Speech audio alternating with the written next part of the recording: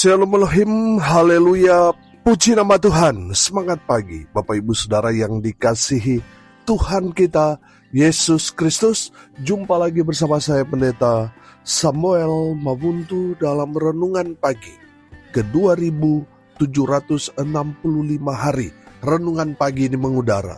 Puji Tuhan. Bapak Ibu Saudara yang dikasihi Tuhan, sebelum kita membaca, mendengarkan dan merenungkan firman Tuhan hari ini, mari kita berdoa, minta pimpinan Roh Kudus. Kita berdoa. Bapa di surga, berbicaralah kepada kami semua, pakai firman Tuhan ini untuk menegur kami, menasihati kami, meneguhkan iman percaya kami, dan memberkati kami semua. Di dalam nama Tuhan Yesus yang dalam firman Allah yang hidup, kami berdoa. Amin. Haleluya. Bapak Ibu Saudara yang diberkati Tuhan, bersama dengan saya kita akan belajar Alkitab dari kitab Kejadian sampai kitab Wahyu. Mari buka Alkitab kita.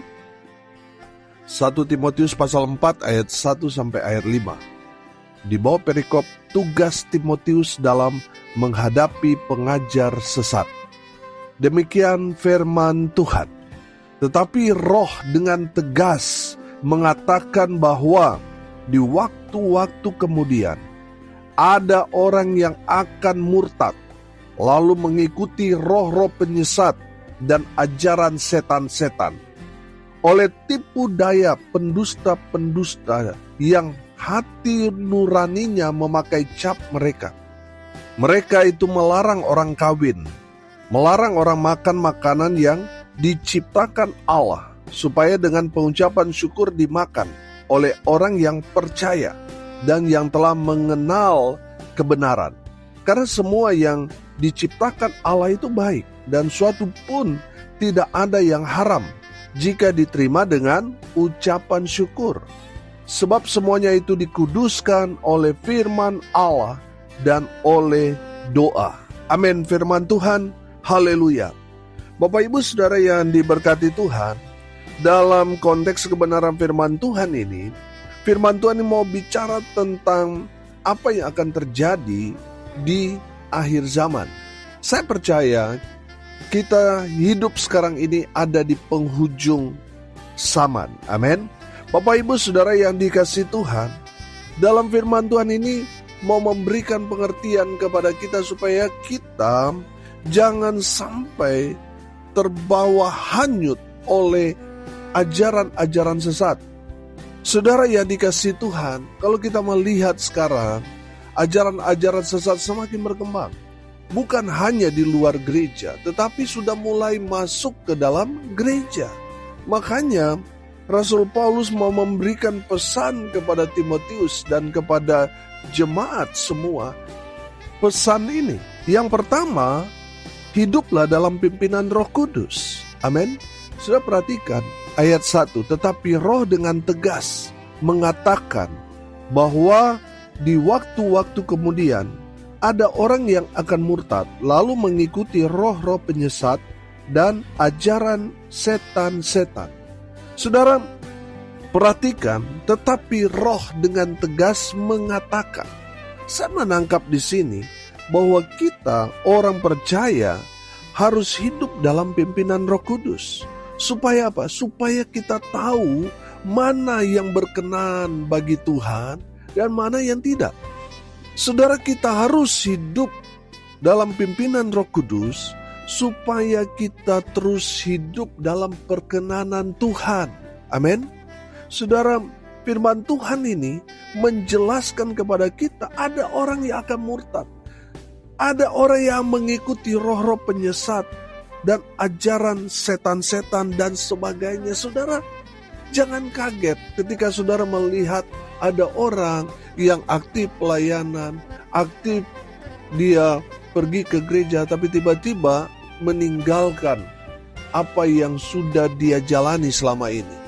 Dia meninggalkan imannya, mungkin karena jodoh, mungkin karena ada dalam situasi tekanan, karena ingin naik pangkat, naik jabatan, dan lain sebagainya. Akhirnya apa? Murtad. Saudara, jangan kaget Yang tadinya orang yang dia hidup dalam pelayanan, tiba-tiba apa? Menyesatkan orang.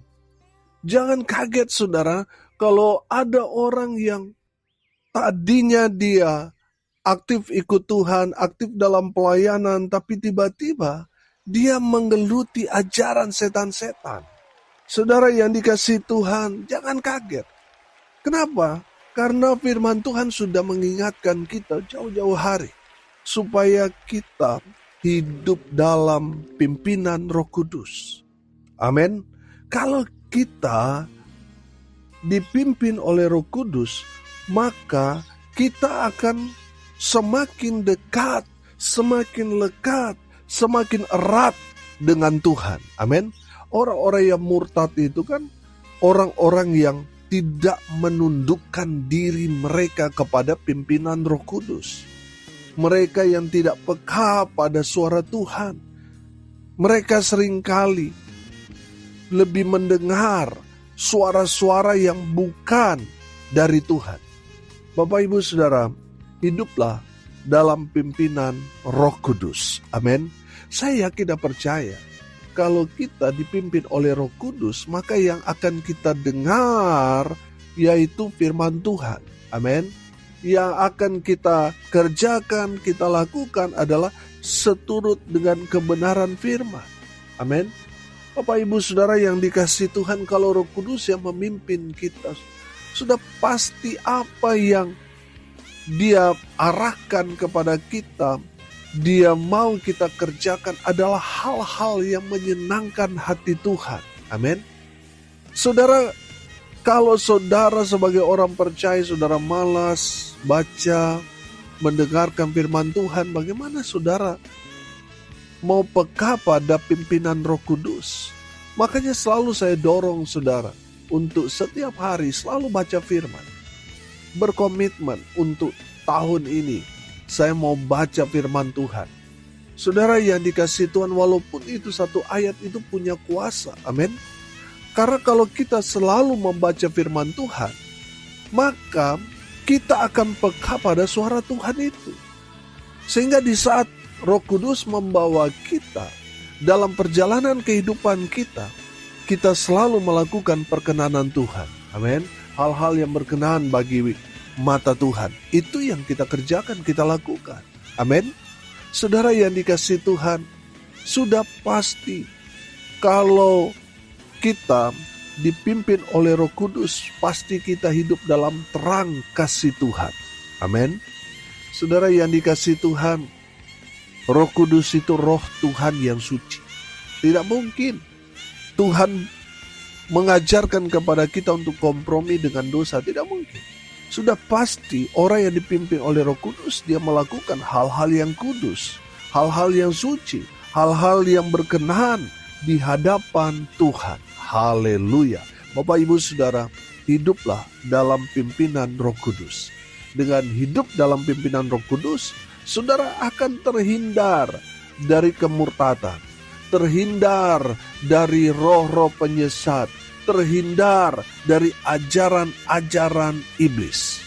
Saudara harus hidup dalam pimpinan Roh Kudus. Haleluya. Yang kedua, saudara yang dikasihi Tuhan, waspadalah pada tipu daya iblis. Perhatikan ayat 2. Di sana dikatakan, oleh tipu daya pendusta-pendusta yang hati nuraninya memakai cap mereka. Saudara yang dikasihi Tuhan, waspadalah pada tipu daya. Saudara yang dikasihi Tuhan, banyak orang di luar sana tertipu dengan penampilan, tertipu dengan kata-kata yang manis. Saudara yang dikasihi Tuhan, saya mau tanya sama saudara, bagaimana sikap saudara ketika ada seorang yang datang dari penampilannya yang necis, dari kendaraan yang dia pakai kita lihat, wah ini mobilnya mahal nih. Dari penampilan orang yang baru kita kenal itu, kita sudah menilai, wah ini orang yang sangat kaya. Saudara, biasanya dalam situasi seperti itu, kita yang introvert, kita yang orangnya tadinya tertutup langsung terbuka, saudara. Ingin kenal dengan orang ini. Siapa tahu saya dapat berkat dari orang ini. Sehingga yang tadinya kita orang yang tertutup, saudara yang dikasih Tuhan, kita membuka diri. Karena apa? Karena kita silau dengan penampilan orang itu yang memberi kesan kepada kita, wah ini orang kaya nih. Pantas kalau kita berteman dengan orang ini supaya kita dapat kecipratan berkat. Saudara, itu kan ya ada di otak kita, tapi belum tentu apa yang kita lihat itu sesuai dengan kepribadian orang itu. Belum tentu, saudara. Karena apa? Bisa saja itu adalah pemikat. Bisa saja itu tipuan. Supaya saudara akhirnya tertarik dengan dia. Saudara tertarik ingin sukses sama seperti dia, nggak taunya apa, saudara? Tipu-tipu. Banyak orang kena tipu. Karena apa? Melihat penampilan. Bapak Ibu Saudara, firman Tuhan ini sudah memberikan peringatan kepada kita untuk waspada dengan tipu daya, pendusta-pendusta. Saudara yang dikasihi Tuhan, jangan cepat percaya kepada orang. Saudara harus cek and recheck. Lihat dulu track record orang itu. Saudara yang dikasihi Tuhan, saya mau kasih tahu bahwa trik iblis dari dulu sampai sekarang itu ya tipu-tipu. Saudara ingat waktu iblis menggoda Hawa dengan apa? Dengan tipuan. Yang lucunya Hawa percaya. Akhirnya apa, saudara?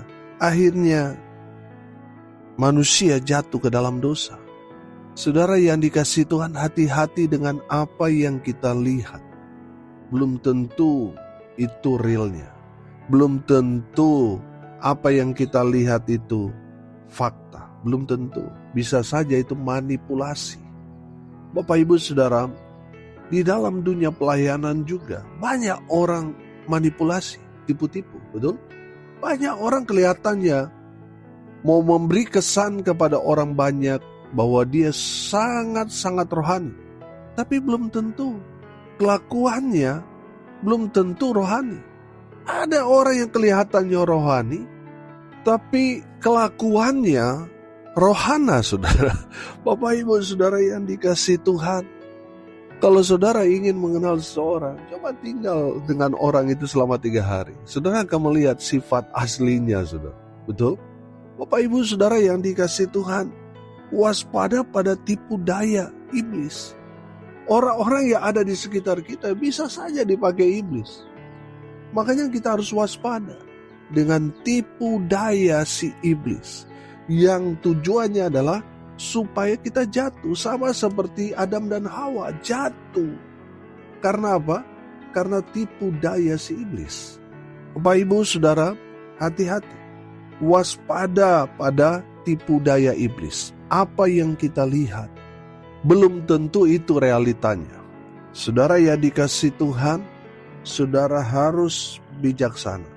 Saudara harus pintar-pintar mencari tahu kebenaran, supaya apa? Saudara tidak tertipu. Amin.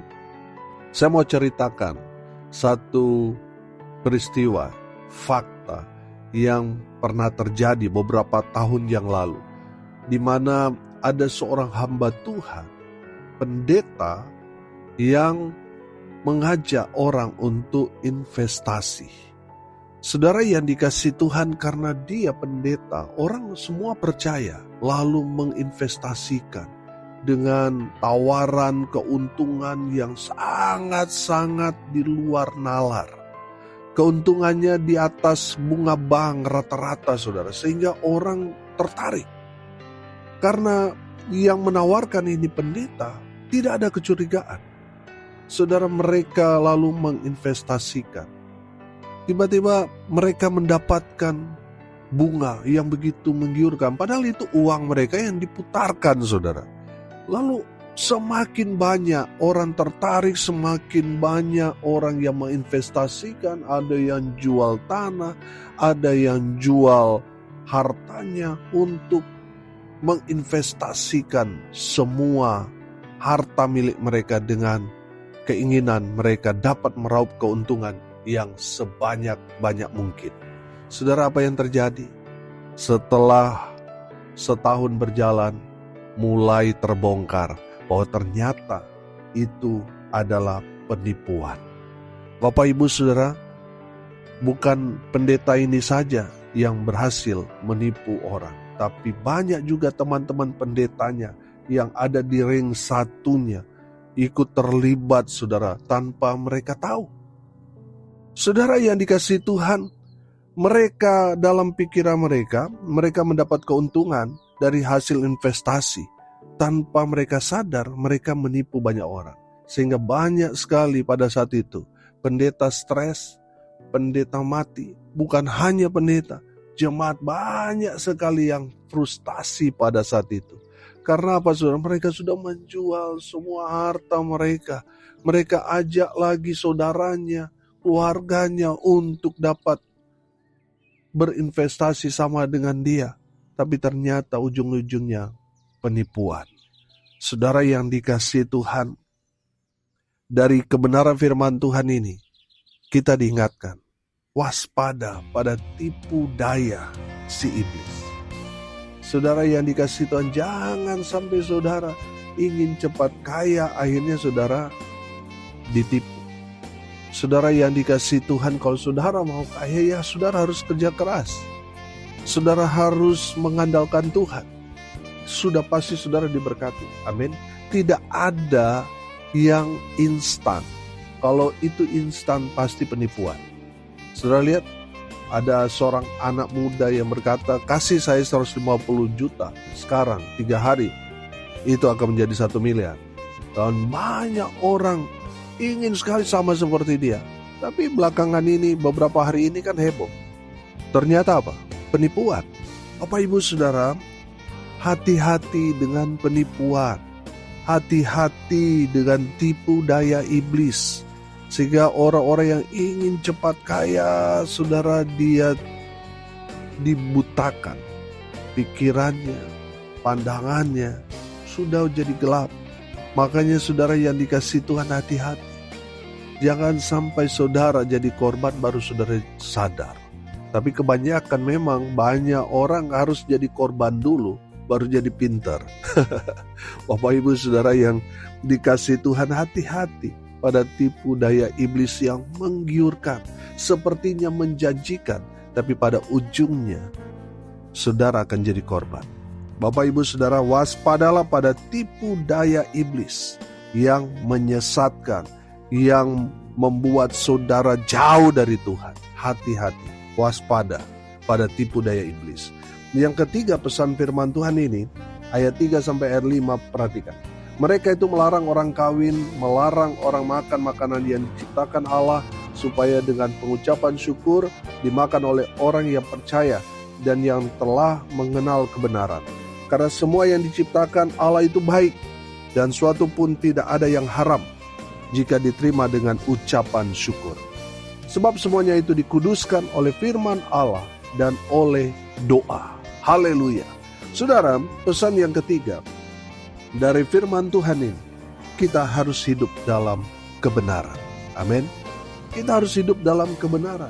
Saudara, saya menangkap di sini ada banyak orang yang sepertinya memberikan satu pemahaman kepada kita, oh kita harus hidup seperti ini, seperti itu, di luar kebenaran firman. Yang kelihatannya kalau diterapkan dalam kehidupan kita manusia relevan, tapi saudara tidak sesuai dengan kebenaran firman.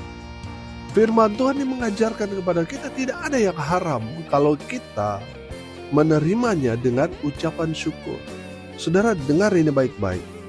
Dalam ucapan syukur, saudara lihat ayat 5. Sebab semuanya itu dikuduskan oleh firman Allah dan oleh doa. Amin. Itu artinya kita harus hidup dalam kebenaran. Dengan mengisi hidup kita dengan selalu membaca dan merenungkan firman Tuhan, selalu terhubung dengan Tuhan. Di saat kita menerima sesuatu, kita mengucap syukur, tidak ada lagi yang haram karena semuanya sudah dikuduskan oleh Tuhan melalui firman dan melalui doa. Amin. Haleluya. Bapak, Ibu, Saudara yang diberkati Tuhan, dari kebenaran firman Tuhan ini, kita semua diberikan satu pemahaman bahwa kita harus hidup dalam kebenaran. Dengan hidup dalam kebenaran, maka kita akan dibimbing terus oleh Tuhan. Mana yang harus kita kerjakan, lakukan. Mana yang benar, mana yang tidak benar. Bapak Ibu Saudara yang dikasihi Tuhan, dengan melakukan kebenaran, kita melakukan kehendak Tuhan, apa yang Tuhan ingini dalam kehidupan kita. Saudara yang dikasihi Tuhan, ada banyak orang Kristen di luar sana, tapi sayang, mereka tidak hidup dalam kebenaran. Saudara yang dikasihi Tuhan, kita yang sudah tahu firman Tuhan ini, mari kita selalu dibimbing oleh roh kebenaran itu, supaya kita selalu melakukan hal-hal yang benar di mata Tuhan. Saudara, apapun yang kita dapatkan, mengucap syukur selalu kepada Tuhan. Baca selalu firman Tuhan dan terus terhubung dengan Tuhan.